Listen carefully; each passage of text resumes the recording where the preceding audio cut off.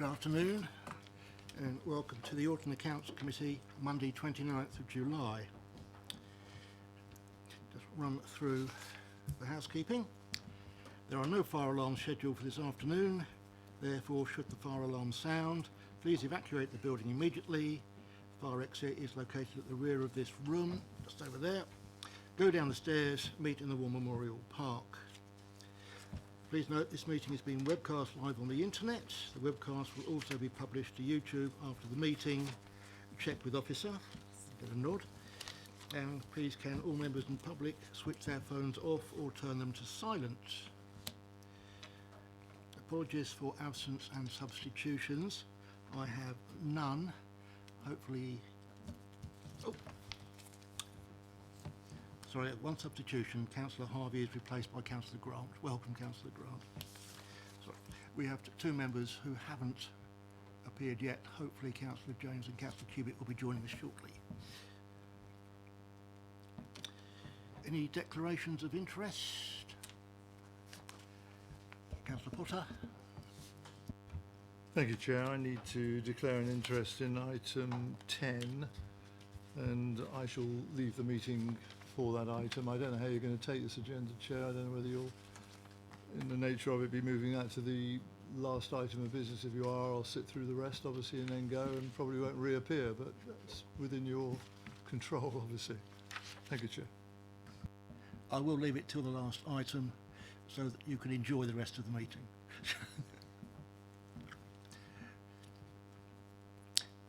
Councillor?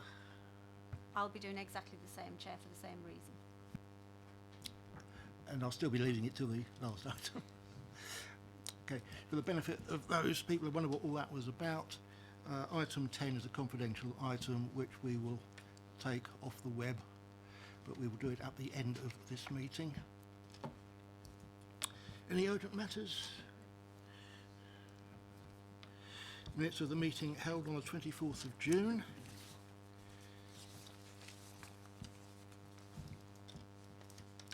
Councillor Taylor. Thank you, Chair. I'll just quickly find the item. It's in connection with the. Has it got a number? I'm just trying to find it again. I didn't. 6.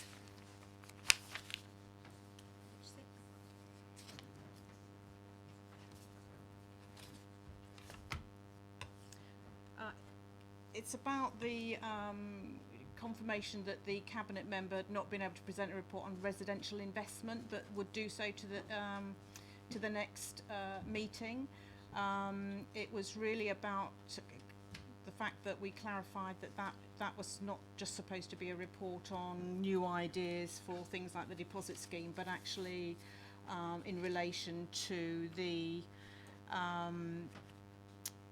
sort of property investment strategy in respect of investing in residential property, and I note that it was really supposed to be at this meeting, but not, and I'm not sure that note just makes it sufficiently clear that it was supposed to be about the residential elements of investing under the property investment strategy.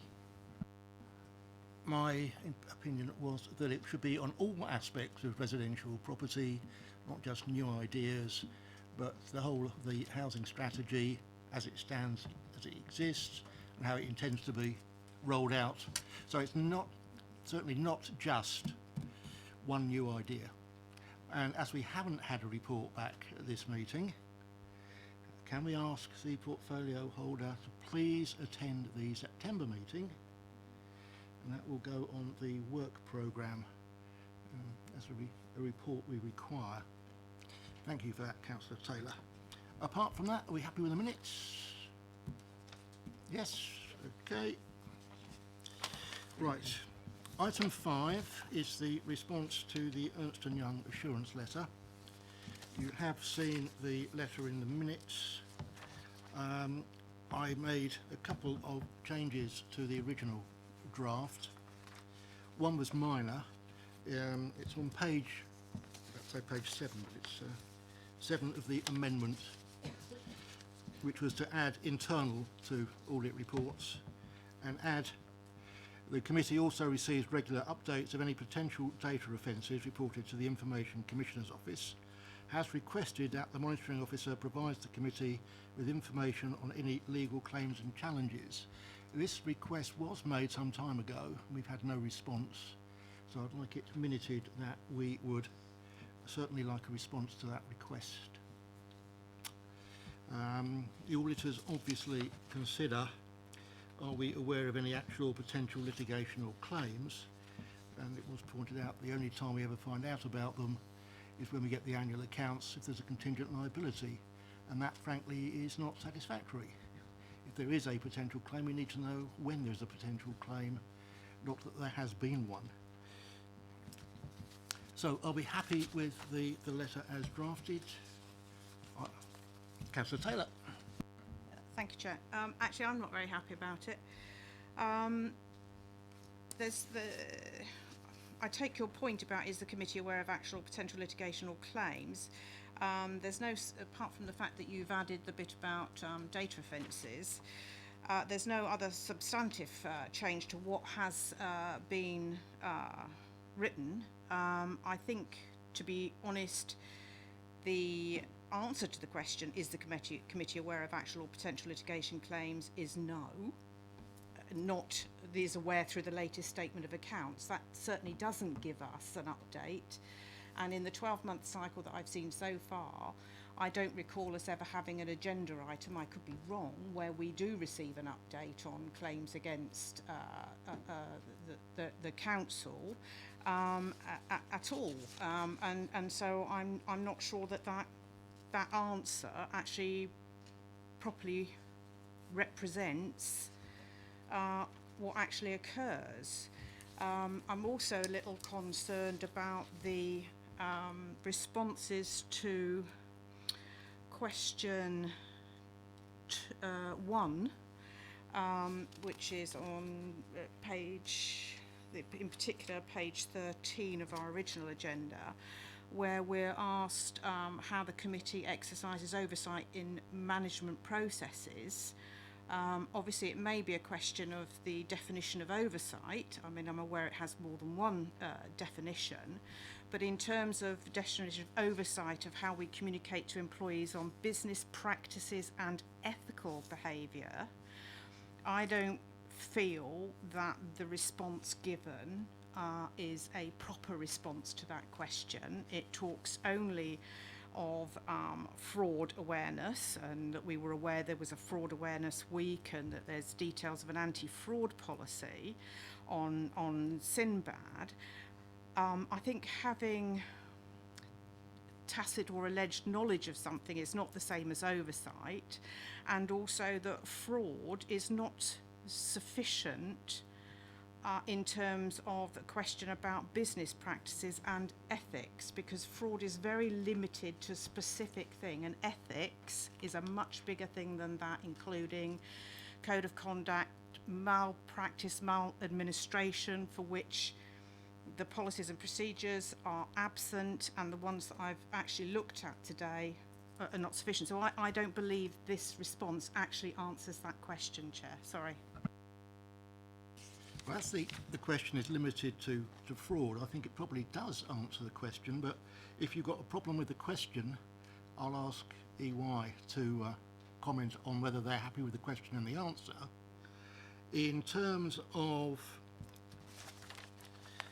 item 6, potential litigation or claims, you're absolutely right. We haven't had a report. We did ask for it, but we haven't had it, which is why I've said it again. We have asked for the report, but we haven't received it. So thank you for that, and I'll just ask EY if they want to comment on question 1. I'm obviously happy with the question on question 1 because I asked the question.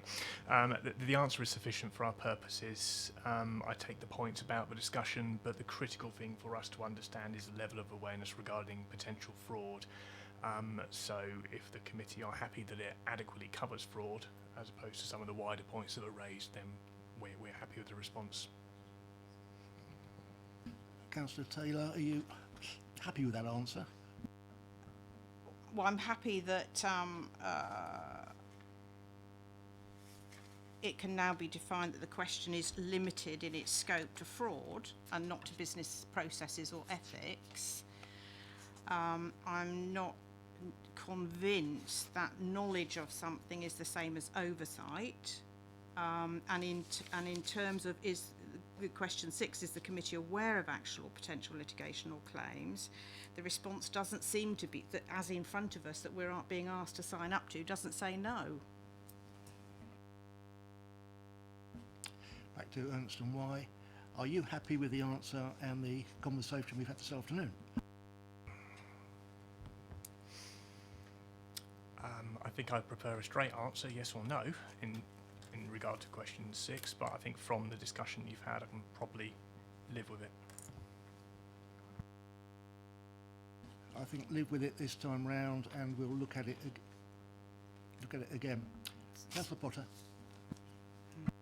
Can I just be very clear? I mean, presumably it's not just Ernst & Young who has to be happy with the answer we give, is it? I would have thought we as a committee need to be content with the answer we're providing, and some of us, I think, would be confused by the content of that statement. It seems to me, in straightforward terms, is the committee aware of actual potential litigation?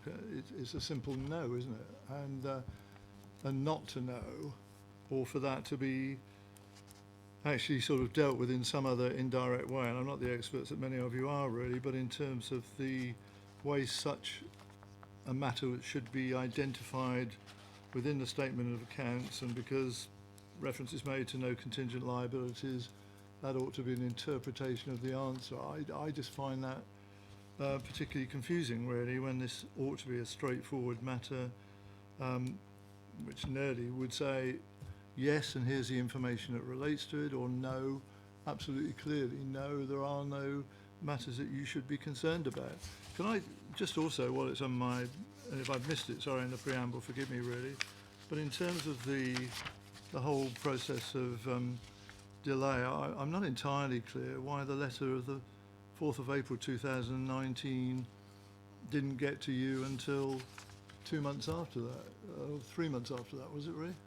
I was just trying to work out where it had gone missing and why there was no subsequent inquiries along the way as to exactly why it hadn't been dealt with in the way it should have done. I mean, presumably you know the answer to that, Chair, do you? I don't know the answer to that. All I do know is it's normally emailed to me, and I didn't receive an email back in April. It was when I was chased up by Philip Hood saying, had I received it, and I emailed him back and said no. In due course, I suddenly got a copy of the letter. So where it went, I have no idea, but it didn't come to me. I mean, if I remember right, now maybe one correct me if I am, but I mean, it's part of what I call a normal process, isn't it, for you to receive something similar to this back in April? I mean, I remember historically that being the case, and I would have expected, not you yourself, Chair, necessarily, but for you to be reminded of that at a much earlier date, but obviously that didn't happen, did it? It was not chased up. That is not unusual, because normally we ask for time, because a lot of the questions we're asked back in April or before the accounts were produced, and we're being asked for information that we don't have. So it usually is deferred until the July meeting before we agree the final version. However, taking the comments that have been made, I shall look at Dean and say, would you care to redraft that paragraph?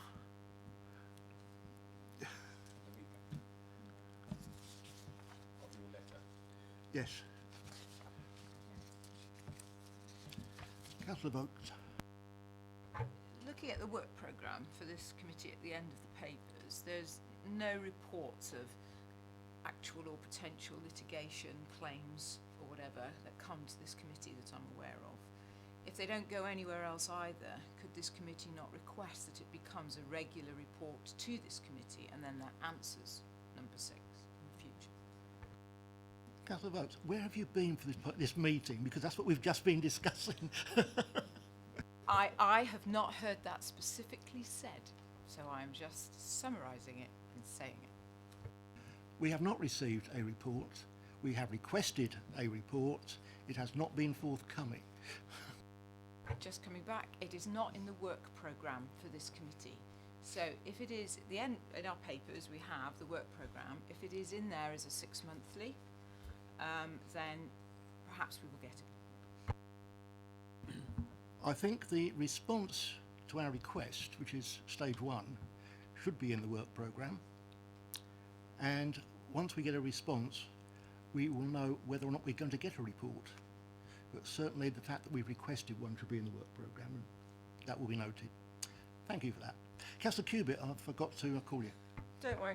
I just, because obviously we had the experience of not knowing that a letter had been served on the council with regards to the leisure park, as a classic example of our committee not being aware until after the event, and even then by default.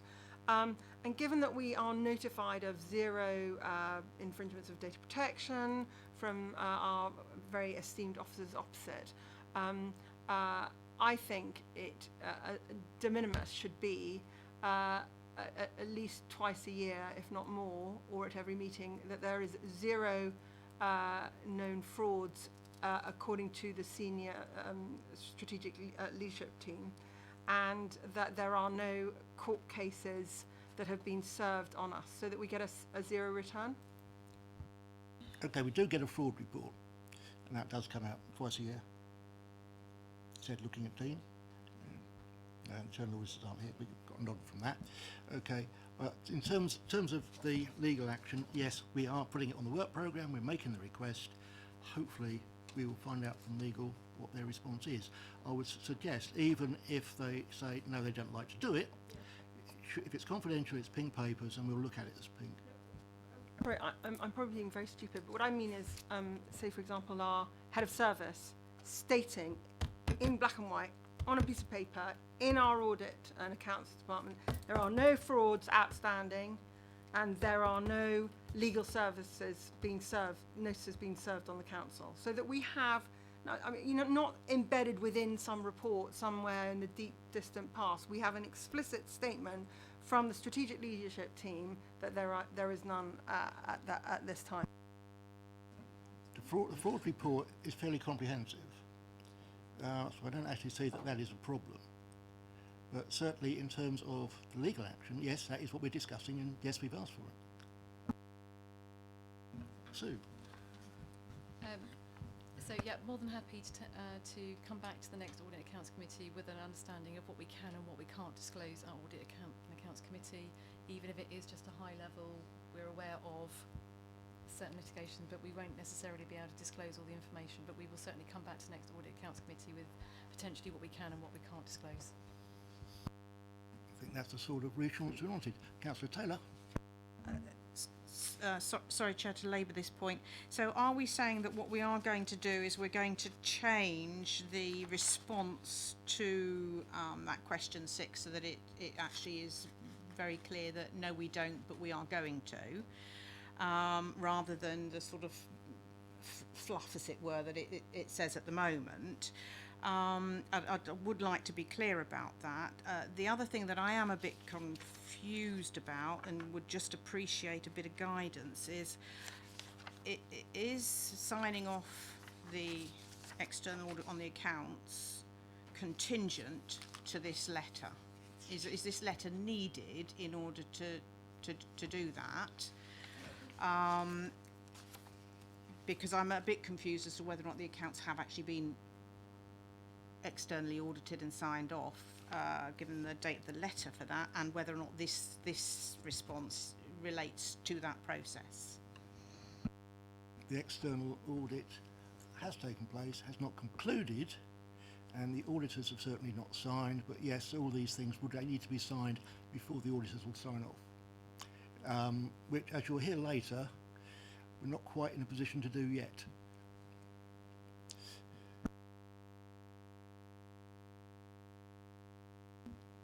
Are we happy with that? I will get paragraph 6 changed. Councillor Cubitt?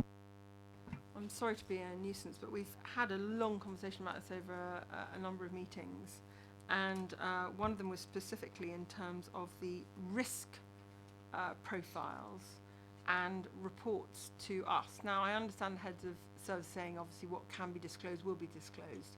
But the reality is that we can have pink papers.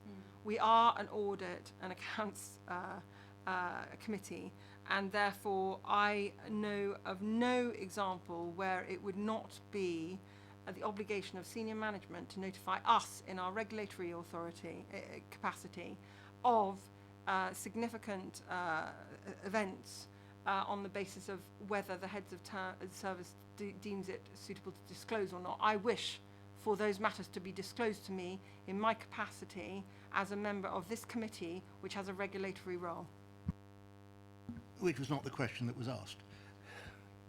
But I know where you're coming from. Okay. Well, is what agreed? Councillor Cube has made it far clearer than I could really, but in terms of the specific and regular information in regard to those matters, consistent with our regulatory role, there can be no reason for that not to be disclosed to this committee in one form or another. And we're not talking about names and identities. It can be anonymised far more than that, and certainly the use of pink paper, which we don't usually shy away from in this authority, I can tell you, can be used once again where it's necessary. And that way I think everybody is content, are they not? Councillor Cubitt's question was around the risk register, which we do get a report on, which we will debate as and when that comes before us. So I think she's absolutely right. We should know more about the risks, but then that has been promised to us for a future meeting. Right. Yes, please, Councillor Rowland. Thank you, Chair. I'll keep it short. I would actually like to see actual and potential litigational claims on pink papers presented to the committee on a regular basis.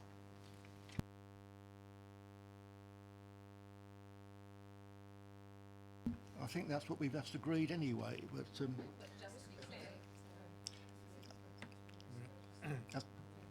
back to Sue. Sorry, obviously we have to understand what the role of Audit and Accounts Committee is, and that isn't necessarily to assess all legal litigation for the council. The paper that comes back in September, which will talk about risk and what's appropriate in terms of the role of the committee, will be addressed at that point. And we've obviously already agreed that we will take offline and come back to the next meeting in terms of what we can and what we can't disclose here. Thank you for that. Councillor Rowland. Sorry, this letter is clearly asking us, is the committee aware of actual or potential litigational claims? This implies that we are supposed to, from my perspective, we are supposed to be aware of that. And that's what we need to be very clear on. So we either answer no to this, but I really believe that we should be seeing those on pink papers. Certainly, we do not currently get regular reports on it. And we are only aware to the extent that it impacts on the final accounts and is disclosed therein. So to that extent, yes, we are aware, but it is very much after the event, and that's not what we need. We need something that actually tells us what's happening when it's happening. So, is there anything more you need?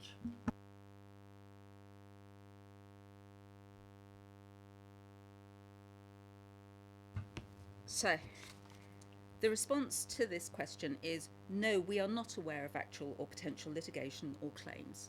And the amendment that you added, which we should be receiving regular updates on any potential data offences reported to the Information Commissioner's Office, and requests that monitoring officer provides the committee with information on any legal claims and challenges on a regular basis through a report. So I think that's the type of response I would like to see on this. Chair. And that's the type of response I think Dean is going to be drafting. And I'll sit down with him. Okay. I'm going to have to sign the letter before we finalise the accounts, and nod from over there. With that proviso, are we happy with the accounts? With the letter?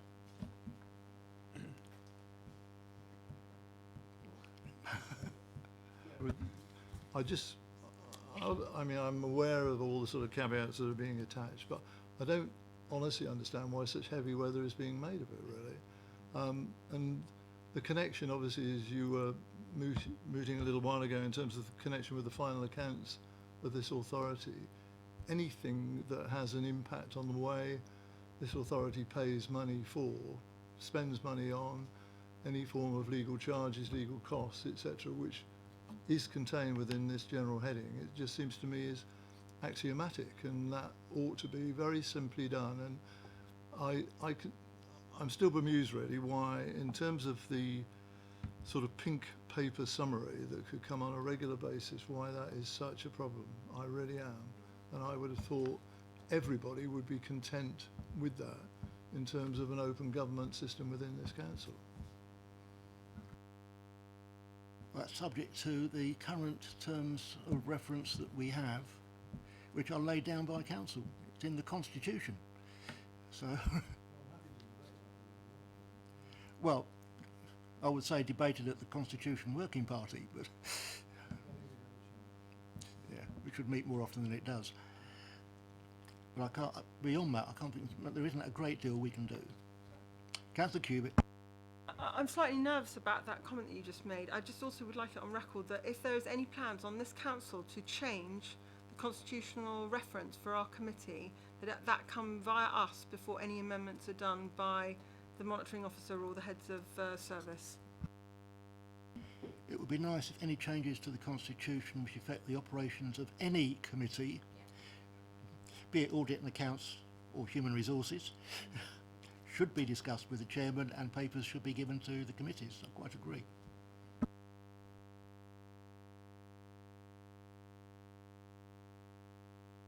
Okay, the changes to paragraph 6, we're happy with the letter? Yes, thank you very much.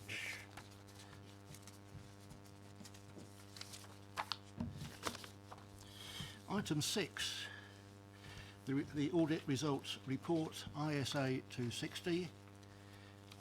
The contact officer is Dean, but I believe this is being presented by EY. Over to EY. Thank you very much, Mr. Chairman. So the report you have in front of you, members, is the report that summarises the key findings from our audit for the year 2018-19. The purpose of the report is to report those key findings to you so that you can take them into account in considering your next agenda item and whether or not to approve your annual statement of accounts for that same year. There is a lot of information contained within the report that's a requirement to report to you as a body technically termed most charged with governance.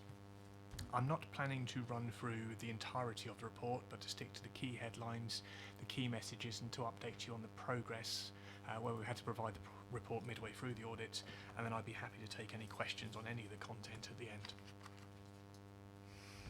So if I could start with the key headline, that's subject to a few outstanding procedures which we're just tying up, which I would generally describe as loose ends. We are in a position where we anticipate giving an unqualified opinion on your financial statements and an unqualified value for money conclusion on your arrangements to provide economy, efficiency and effectiveness in the use of your resources for your taxpayers and wider stakeholders. For those members who've not been part of this committee before, the unqualified conclusion is indeed the one that you do want.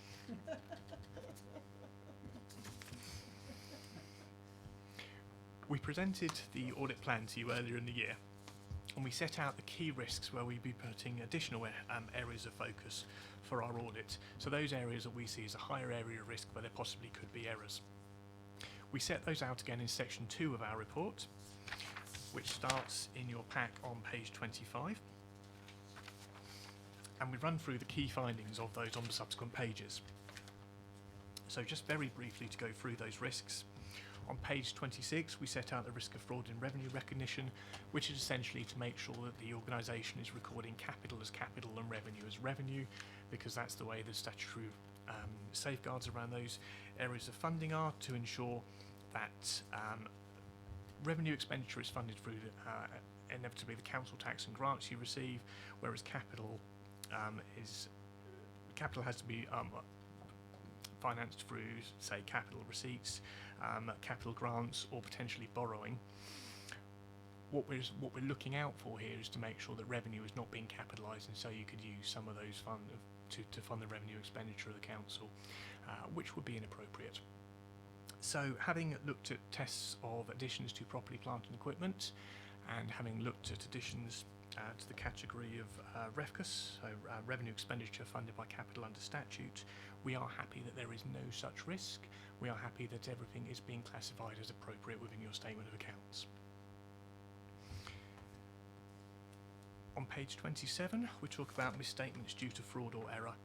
And this is generic risk around potential for fraud or error we recognise on every single engagement. We undertake a programme of work that focuses on areas that potentially management could, if they were so minded, override controls and therefore adjust the accounts in a particular way. So, for example, through journals, through elements of bias in particular accounting estimates, or whether there is a secure basis, business basis for any unusual transactions. And again, I'm happy to report that we have found no such evidence of issues arising from our testing in this area.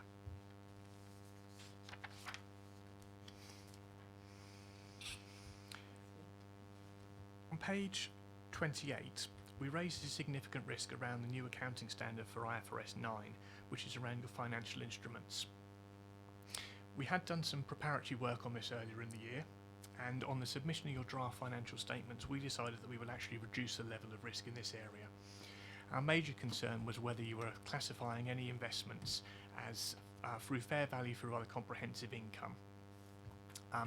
What that would essentially do is mean that any fluctuations in the values wouldn't go through the profit and loss statement, and therefore be charged in an appropriate way through your accounts. However, in the end, the council decided not to classify anything of that nature, so we reduced the level of risk, because that would mean for our purposes that the level of misstatement or the risk of misstatement was then significantly reduced. We did undertake work in this area still. We do have to make sure the numbers and the investments were appropriately classified, and we were happy with the council's arrangements to adopt the new accounting standard. The next two items on page 30 and page page 29 and page 30 are regarding significant estimates in your balance sheet.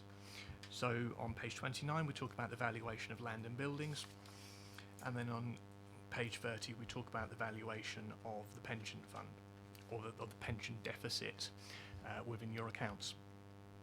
In both areas, we are required to ensure that the experts that you're relying on are appropriately qualified and objective. We need to undertake a review of the key assumptions that those experts are making, and we need to make sure about the accuracy of the information that's being provided to them in order so they can make their estimates. And in both respects, having put those challenges in, verified the core evidence, we are again happy how those items are being presented in your accounts. Lastly, on page 31, another new accounting standard impacted this year, which was IFRS 15, which changed or potentially changed the way that revenue might have been accounted for within the accounts. Council assessed the impact of that standard, and I didn't identify any key revenue streams that would be materially affected. We were happy with the quality and the content of that assessment, and therefore we've been able to conclude that this accounting standard has been appropriately considered. So taking those findings together with the remainder of our audit work, we are therefore intending, as I've said before, to give an unqualified conclusion on the statement of accounts in the form as we set out in section 3 of our report, which provides you the draft audit report.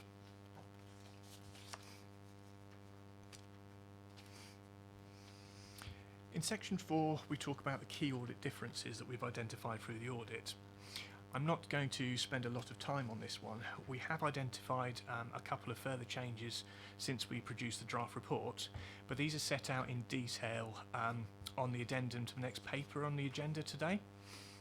So very roughly, a change in the valuation movements of a disposal transaction regarding your investment properties, which essentially makes a classification difference between cost of disposal and valuation movements. And we've also identified that some long-term investments were actually short-term, therefore we've asked for the classification change for that upon your balance sheet, which also affects the prior year numbers as well. as I say, those are set out in detail on the next agenda item, so I was going to leave my presentation there. In section 5 of our report, page 39, we talk about our secondary responsibilities to give the value for money conclusion. If the members will recall, we identified one risk in this area this year, which regarded the arrangements in place to manage the significant development project regarding Manydown. This was an area that we've been keeping an eye of over time, but we hadn't done any detailed work to ensure that we were happy with the arrangements until it was progressing to a more significant stage in the decision-making process.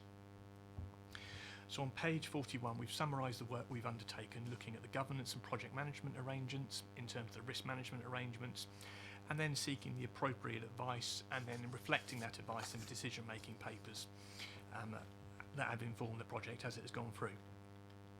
We are happy in all respects that the arrangements have been appropriate, and therefore, as I again said earlier, we anticipate giving an unqualified value for money conclusion. So those were the key highlights I wanted to present out of our report.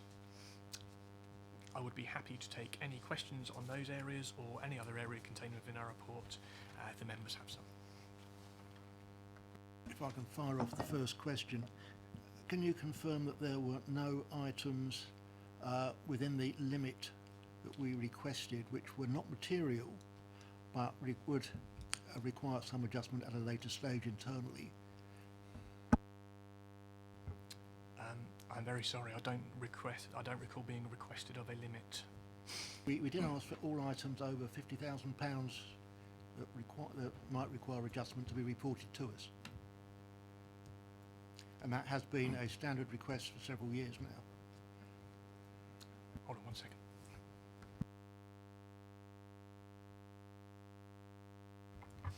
Thank you, Chairman.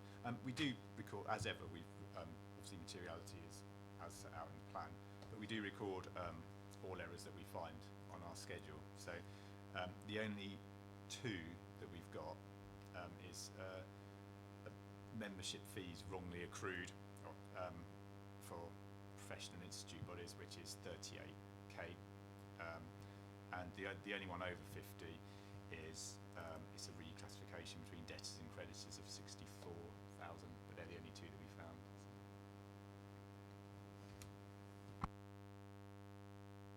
Certainly that item should have been reported to us, but I accept the explanation that you just given. Right, any questions? It has to be Councillor Cubitt. Thank you for your analysis, thank you for your evaluation, especially on those areas of concern which we raised before in audit. In terms of the valuation of land and buildings, I mean, I note and I'm delighted to see that you're very happy with the way you believe that the council's processes operate with regards to valuations. That being said, the difference in the values of our properties in the balance sheet from last year, there's been quite a significant reduction. Have you got any view on that with regards to the notes in the accounts and the revaluations that have taken place? Well, the view that we have is that we are happy with the valuations that have taken place. Well, we've sampled a number of those movements, identified some of the bigger movements and some of the smaller ones on a random basis. We're happy with the valuations that have been made, and they are properly reflected in your statement of accounts.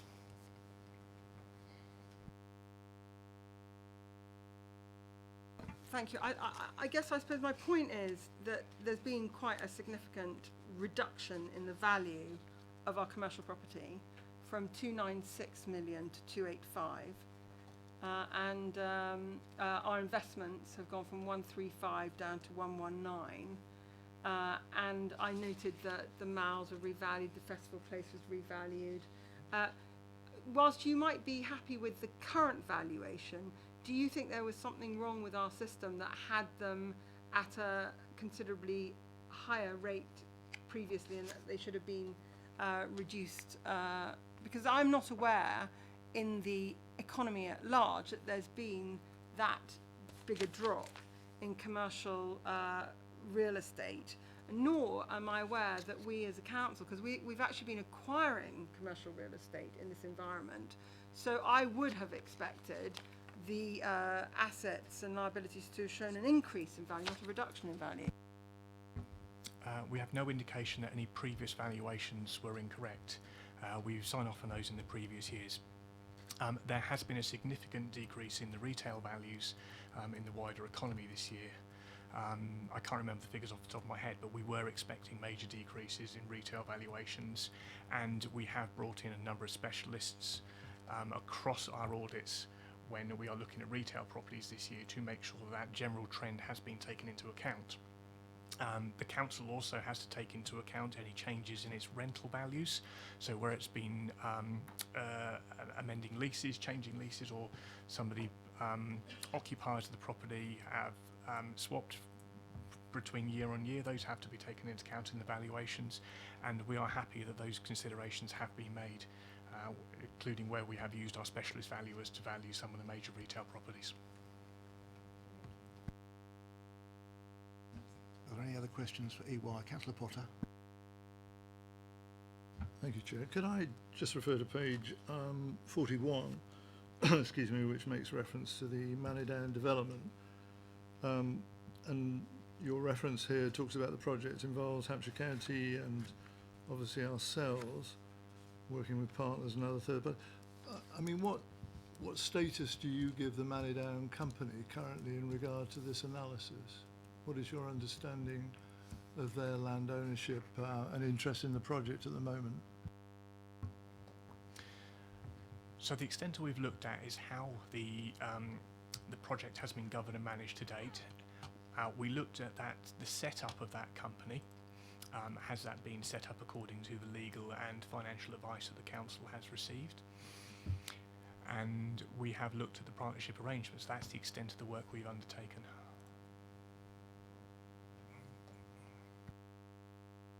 Yeah, it's just, I'm sure officers can advise if I've got this wrong in terms of where we are within the build-up towards the Manidown project, really. But reading this coldly, one would assume that the only two interested parties with land ownership responsibilities and all that goes with it are the two councils, and that isn't my understanding of the current contractual situation between all of those who are involved in this project. And brutally, I mean, the situation was certainly the two councils had a 25% interest in the project, and the Manidown company retained the other 50%. Now, I'm not aware that that has changed currently. If I'm advised differently, I've got it wrong, but certainly that's my understanding.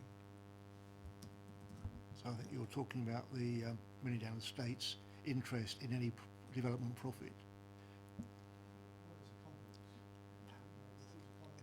Well, I'll pass this over to Mr. Pleat to...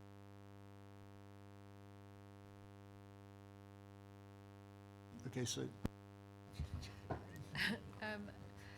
So you're absolutely correct that the two councils own 50% and the other 50% is Urban and Civic working with their development partner Wellcome Trust. So that hasn't changed. So that's the question that's being asked. Sorry, I'm sorry to actually, that's not what he means. Actually, we only own 50%, and the other 50% belongs to the original landowners who sold us the option in 1996, and they're called the Manidown Management Company, and they're not mentioned at all here.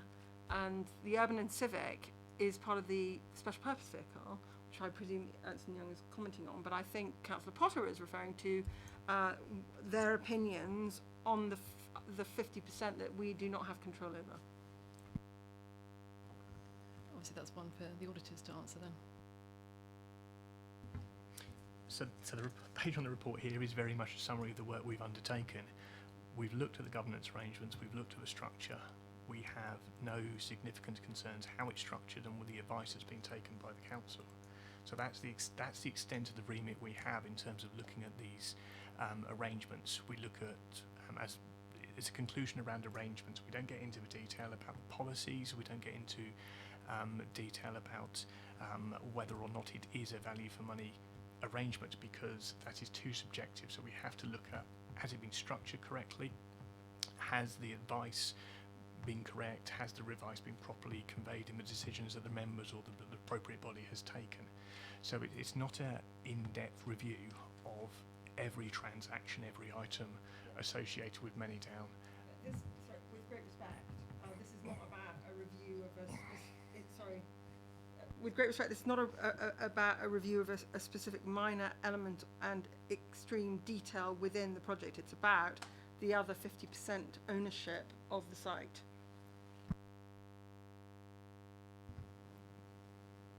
Well, that's why it's The scope of the work has been as set out. We have looked at the council's arrangements in partnership with Hampshire County Council, and then what it has done in terms of risk management, and then taking advice. So I'm not sure if I have any other comment to make regarding the ownership.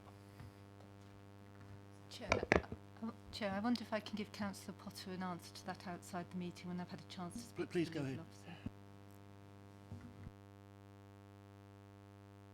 officer. I'm always happy with answers wherever they come from, but it just seems to me, from my understanding, this isn't really an accurate summary note, that's all.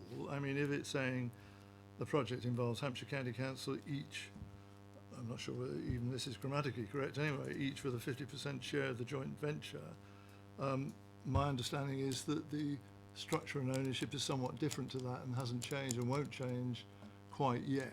I would expect this note in regard to value for money risks to be an accurate summary of the current situation. Nothing more complicated than that, really. I'm not looking for some critique about whether this represents a future project that's going to be that good or that bad. That isn't part of what I'm saying, really. I just don't think this is accurate, that's all. Can somebody clarify for me exactly my understanding, which is we own 50%, Hampshire County Council own 50%, the Manydown estate reserved the right to 50% of any development profit. If that's wrong, then I've got it wrong for years. Over to that.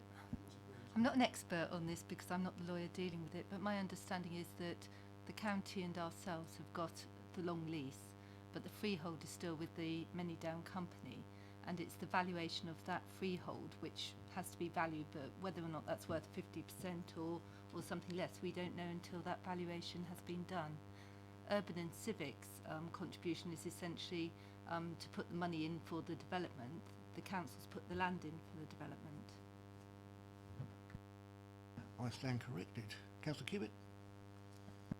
I mean, unless it's significantly changed, we were option holders, and they have a 50%. We absolutely, definitely were, because I read inside out and upside down that option agreement. We were jointly 50% option holders of the estate, together with the Manydown company, who retained the remaining 50%. And of the 50% that we were joint owners with, we were joint owners with Hampshire County Council as a subsidiary participant. And what Ernst & Young's remit here was work with partners and other third parties. So we're not talking about detail, we're actually talking about very specific, important third party partners in relation to the risks, in relation to this extremely valuable portfolio. And if Ernst & Young were asked only to look at the County Council and us together with Urban and Civic, then they've been done a misservice by us, the council, because they haven't been privy to 50% third party involved in this project. I'm going to ask Sue if she's happy with the notes to the accounts.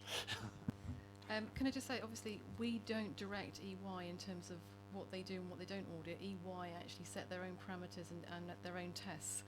So it's not for us to suggest to the external auditor what they should and what they shouldn't test. My understanding is in terms of what they've chosen to test, they're happy with the value for money audit. I'll repeat my question. Are we happy with the note that we have put to the accounts and it does reflect the true situation? Because Councillor Potter obviously thinks it isn't, doesn't. That's why I aim that one at Dean. Mr. Pleats?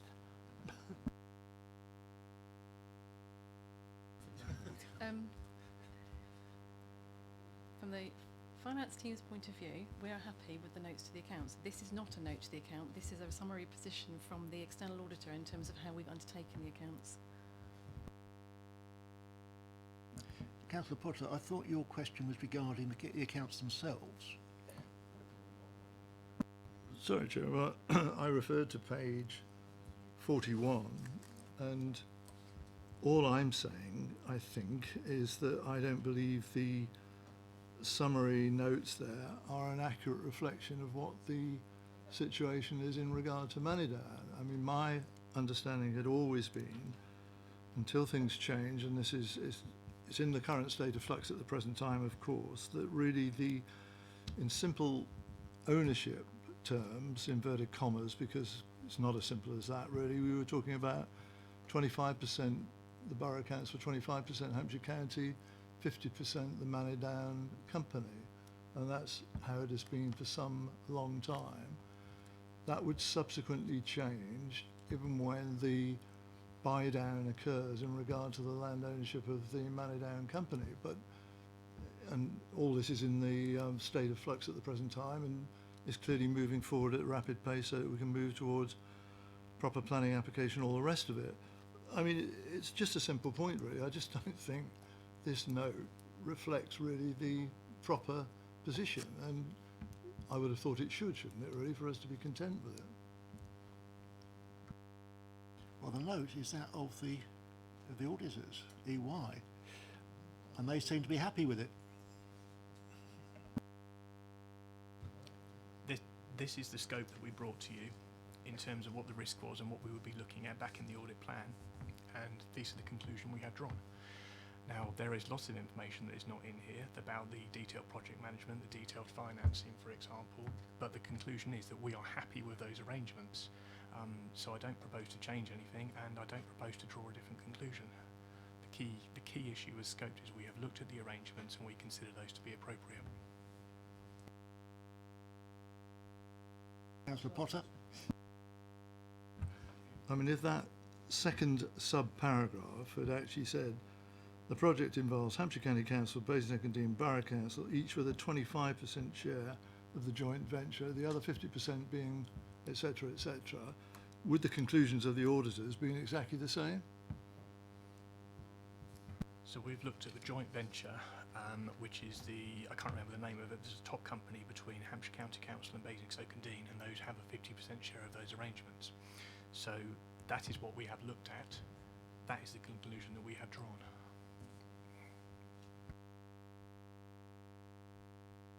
Sue, say something?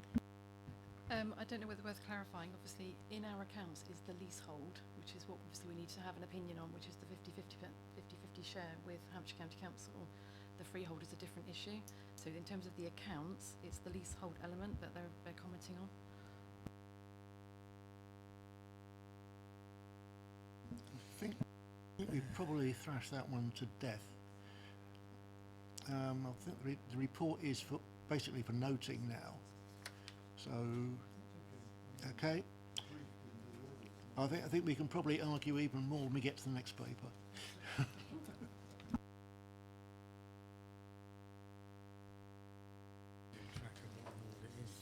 Item 7, the statement of accounts for the year ended 31st March 2019, and Sue is going to present and possibly go through the addendum. So item 7 obviously is the statement of accounts. As already noted, there have been some further changes to the accounts that are published on the paper. The report seeks to introduce the various sections of the accounts in terms of what the predominant changes are, and then Appendix 1 between the draft accounts that were published at the end of May and the changes that have happened to the accounts since then. You've had an additional addendum circulated this afternoon in terms of further changes. Dean is going to go through those changes in a moment. Obviously, as we've already noted, we're hoping that the audit opinion is given on Wednesday and will therefore then require to sign the accounts off at that point. And we would be looking to ask the committee to delegate authority to the chair to sign those off when those further changes have been made. The changes that are noted in Appendix 1 and on the addendum have been predominantly applied, with the very last, the only exception is on the second page of the addendum that's been circulated this afternoon in bold. We are still making some further changes related to the change in the status of long-term investments to short-term investments, but they will be actioned today. And subject to any final changes from the auditors, we are therefore expecting to be able to sign off the accounts on Wednesday. So if you've got any questions in terms of the report or the addendum and changes, can you please ask them? Recommendation is that the committee approve the statement of the accounts. So that is where we wish to end up after any questions. Are there any questions on the accounts, Councillor Potter?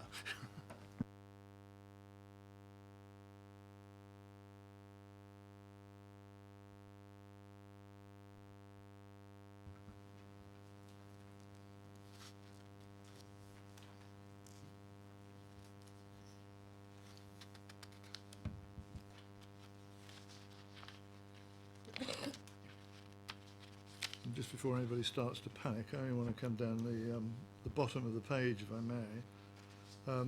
On the interim senior officer post provided by agencies, where there's a number of posts and figures quoted, coming to about £313,000, I think. I just really wanted to check what those total figures include. Sorry, I'm not sure. I mean, does that actually include things like employer national insurance contributions, pension contributions, selection interviewing costs, etc., or not, or is that pure salary related figures? Simply just that, really, how those figures are made up. Mr. Pleats. Yeah, those figures are made up of the payments that were made to the agency, net of VAT or before VAT. So they don't relate specifically to the remuneration that the individual might get.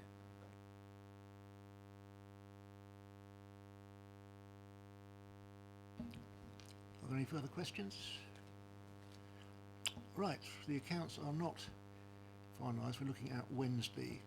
Let's look at EY and say, are they confident that there are no further changes? I will never be confident there are no further changes until we've finished our work. I think there's a reasonable probability that there are no further changes, and you should be in a position to sign off your accounts on or before Wednesday, before we give our opinion. Is it possible to say what further work is still being done?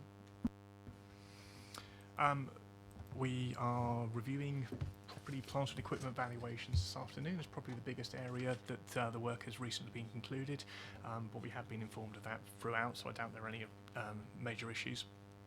We have some tidying up to do around some of the more minor disclosures within the accounts of immaterial numbers, and that's about it. Thank you for that. Councillor Vokes. On page 84, there's a summary of risks and uncertainty, and there's a blue-headed table there, which is providing strategic risks.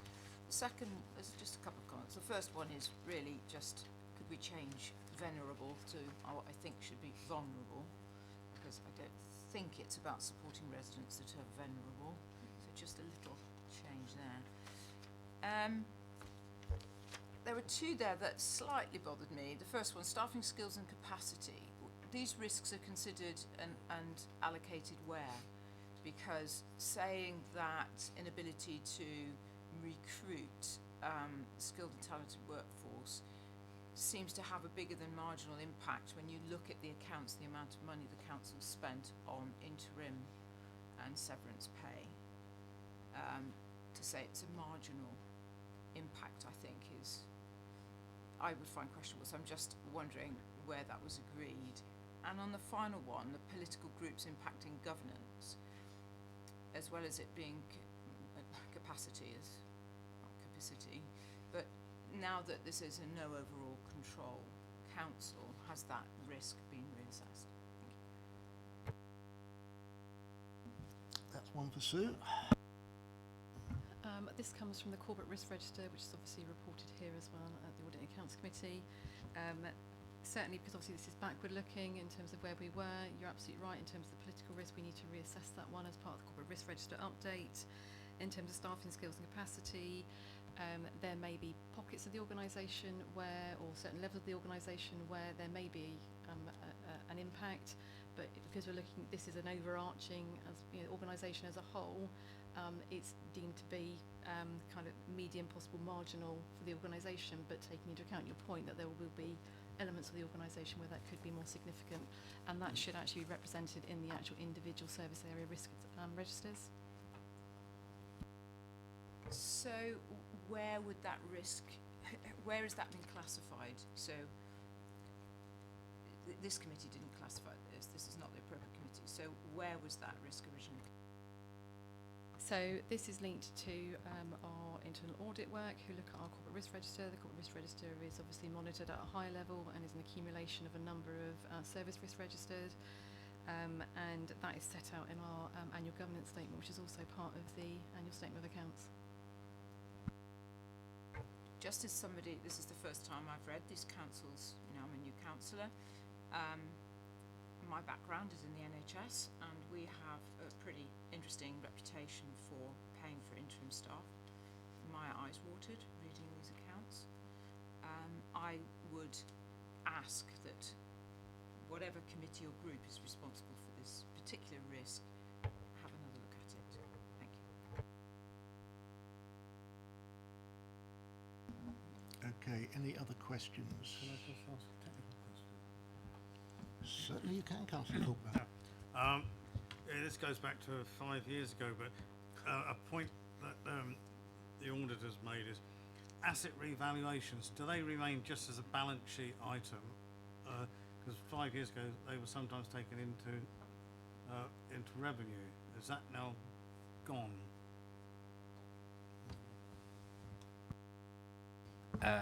The valuation of non-current assets, so long-term assets, PPE, investment property. The PPE one's a balance sheet movement only. The valuation changes on investment properties come into the comprehensive income and expenditure account, but then, as you may recall, we have a lot of reversing entries that we put in to remove them back out again, so that they don't impact on the general fund, so they don't impact on the council taxpayer. So they do come in, but they can go straight back out again in the movement and reserve statement. Technical questions, if you've got a technical answer. Okay, anybody else? Can we approve the accounts? Somebody please propose that we approve the accounts. Agree. Seconded? Seconded from the chair in the absence of anybody else. Okay, the accounts. Sue, one other word. Can I just ask the committee to thank the officers for the time and effort that they've put into pulling these accounts together. It's very time consuming and it takes a lot of long hours and extra hours in order to pull them together in the timescales that we have. I will certainly reiterate that. I think our officers do a wonderful job. It was interesting to see the changes that have been made at a very late time, that they were made, the original decisions were made in good faith, and there's no criticism of the officers for the changes that have been made. I'd also like to thank the auditors for the work that they've done and are still doing, and I'll thank them even more on Wednesday when they sign. Okay, accounts approved.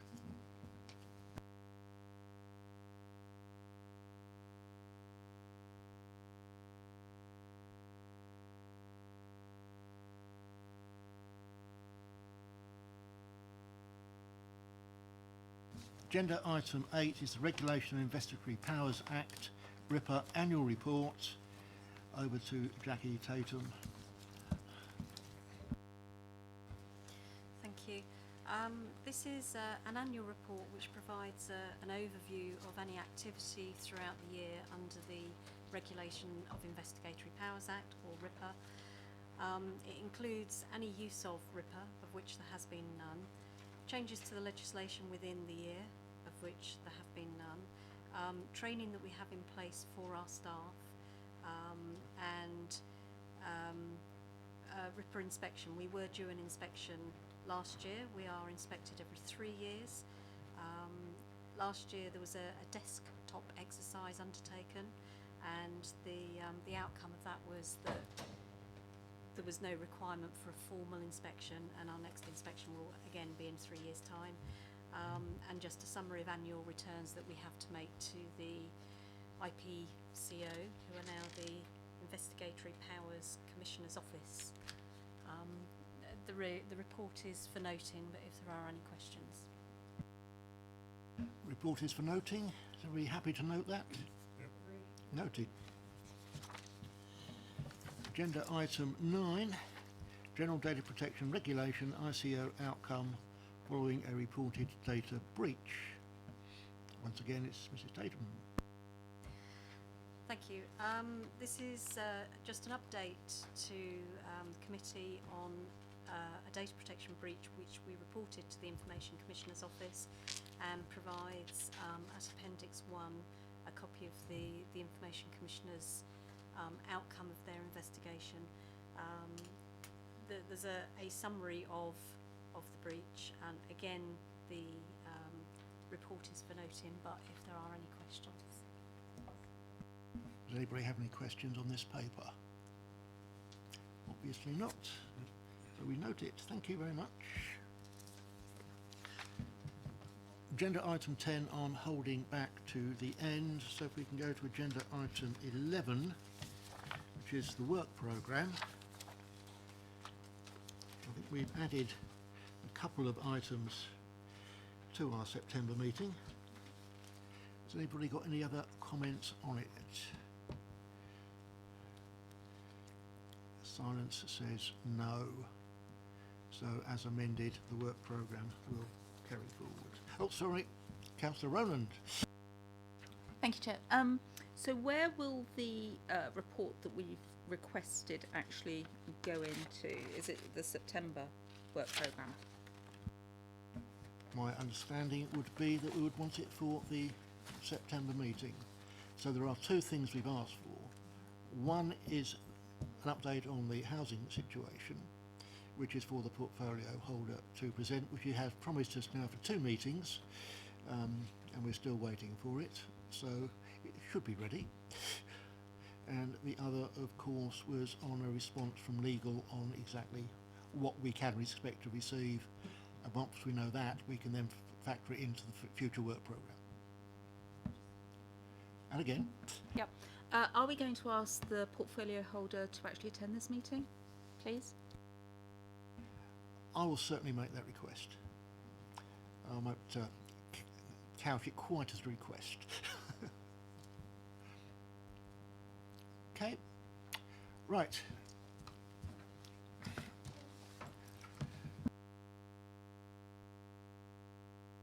Councillor Okay, Cubitt. sorry to be a nuisance, but I make this request at every meeting, but when we originally approved the property investment portfolio, we requested that it be ring fenced. Now, in the balance sheet, I mean, it wasn't a suitable debate for us to have with Ernst & Young, but it is a suitable debate for us as a committee to have. We asked for the property investment portfolio to be ring fenced so that we could monitor its performance year on year. And I just want confirmation that that's been accepted, that that is happening, and when we get the monitoring report, maybe we'll be privy to that. But I always thought that that 30 million was supposed to be embedded within the accounts. It is embedded within the accounts, it isn't separately ring fenced. However, as far as this committee is concerned, a report back to us is on that amount of the 30 million will be reported as a set item. So to that extent, yes, it is ring fenced, but it won't affect the main accounts which are produced.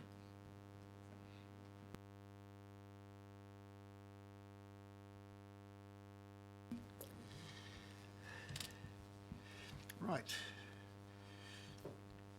agree with members that the meeting is to now become confidential by passing the following motion. That pursuant to section 100A4 of the Local Government Act 1972, the public be excluded from the remainder of the meeting on the ground that the public interest in maintaining the exemption outweighs the public interest in disclosing it, and therefore that exempt information is likely to be disclosed as defined in the appropriate paragraph of Schedule 12A of the Act, with which you're familiar. Right. The webcast will be turned off during this part of the meeting. Press and public should leave, which they have, and ask committee admin to switch off the webcast, which has been done. For the benefit of the webcast, we have just been discussing a request under the Freedom of Information Act 2000 and the Environmental Information Regulations 2004, a report which we are required to note. We have made two recommendations. One, that the new procedure be reviewed by HR as a matter of urgency, and two, that internal audits include the work in the work programme for this year. That concludes the meeting at 3:22.